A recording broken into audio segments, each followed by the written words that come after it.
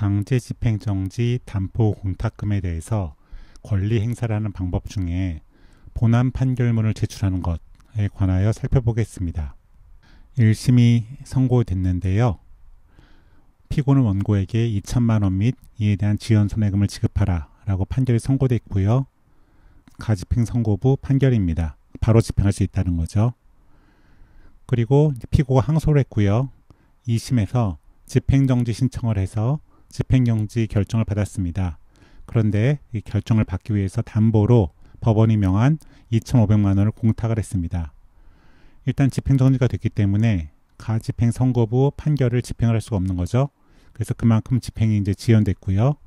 결국 피고의 항소가 기각돼서 원고 승소한 판결이 확정되었습니다. 그러니까 피고가 내가 담보로 맡겨놓은 2,500만 원을 찾아가려고 하니까 네가 권리 행사를 하려면 빨리 권리 행사를 해라 라고 해서 권리 행사를 최고하고 담보 취소 신청을 했습니다.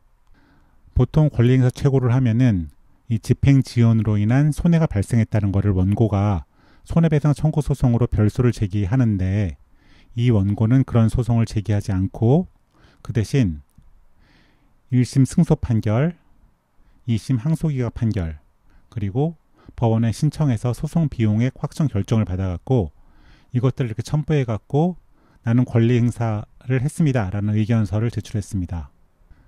그래서 이 사건에서는 피고가 별소를 제기해서 따로 손해배상 청구 소송을 제기해서 판결을 받아갖고 제출한 것이 아니고 그런 것 없이 그저 1심 판결문, 항소기각 판결문, 소송 비용 확정 결정 이것만을 첨부해서 법원에 제출한 것이 담보에 대한 권리 행사를 한 것으로 볼 수 있는가가 문제가 되었습니다.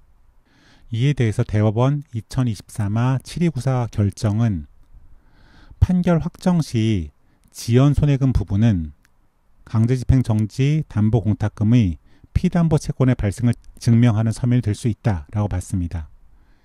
이 판결문 중에서 이 지연 손해금 부분은 집행 지연으로 인한 손해배상금에 해당된다라는 거죠. 그래서 이전 판결문만 내더라도 지연 손해금 부분은 피담보 채권의 발생을 증명하는 서면에 해당되고 따라서 확정 판결문을 제출했다고 한다면은 권리 행사를 한 것이 된다. 그렇기 때문에 법원은 담보 취소 신청을 받아들여줘서는 안 된다라고 판시를 했습니다.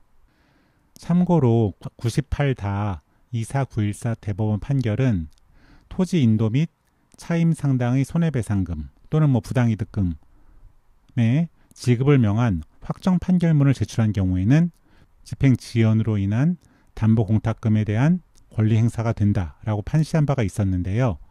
그러니까 1심에서 토지 인도를 하라 그리고 차임 상당 배상금을 지급하라 라고 했는데 집행정지 결정을 받아갖고 인도 집행이 지연됐다고 한다면 그때 집행 지연으로 인해서 발생한 차임 상당의 손해배상금 또는 부당이득금에 관해서 이 판결만 내면은 따로 별소를 제기하지 않더라도 담보공탁금에 대한 정당한 권리 행사가 된다라고 보았는데요. 이 대법원 결정까지 더해지면서 이제 따로 손해배상 청구 소송을 제기하지 않더라도 차임 상당 손해배상이나 부당이득금의 지급을 명한 판결 또는 금전 지급 청구에서 지연 손해금의 지급을 명하는 판결만을 내더라도 이 담보공탁금에 대한 적법한 권리 행사가 되고 따라서 그 부분에 대해서는 다른 채권자들에 대해서 우선해서 원고가 집행할 수 있다라는 판시를 낸 셈입니다. 그래서 앞으로 이 판결의 법리를 이용해서 배당에서 안분해서 받아가는 것이 아니고 담보권 행사에 의해서 우선적으로 지연 손해금 부분을 받아가는 그런 사례가 늘어갈 것으로 생각됩니다.